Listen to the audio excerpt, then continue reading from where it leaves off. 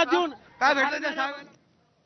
तर मिरजमध्ये प्रभाग 3 मध्ये भाजप उमेदवाराच्या सुनीता वनमाने यांच्या घरावर हल्ला करून गाड्यांची मोडतोड करण्यात आल्याचा प्रकार घडलाय। या हल्ल्याच्या घटनेचं सीसीटीव्ही चित्रण देखील समोर आलंय।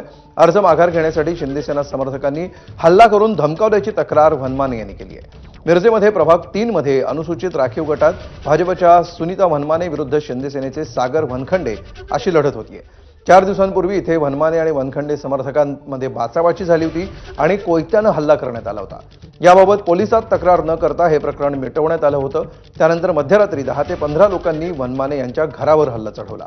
यावेळी घरासमोर असलेल्या 4 चाकीवर कोयता मारून काचा फोडण्यात आल्या, दुचाकीची मोडतोड करण्यात आली।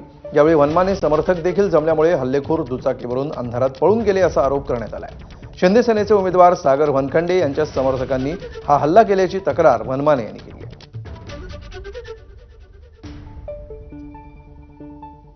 10 ते 15 मुलं आले, हातामध्ये कोयता होते, निलेश गडदेच्या हातामध्ये रिव्हॉल्वर होती। अशी माझे सगळेजण मागं लागले।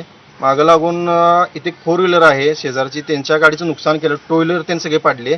माझ्या मागं कोयता घेऊन लागले, आमच्या घरामध्ये कोयता मारले, दरवाजावरती कोयता मारले। असं करून पूर्णपणे शिव्या देऊन उद्या काय पण करायचं, अर्ज मागे घ्यायचं, वनखंडे सराच्या विरोधात तू थांबायचं नाही असं म्हणून मला धमकी देऊन त्यांनी फरार झाले तिथून।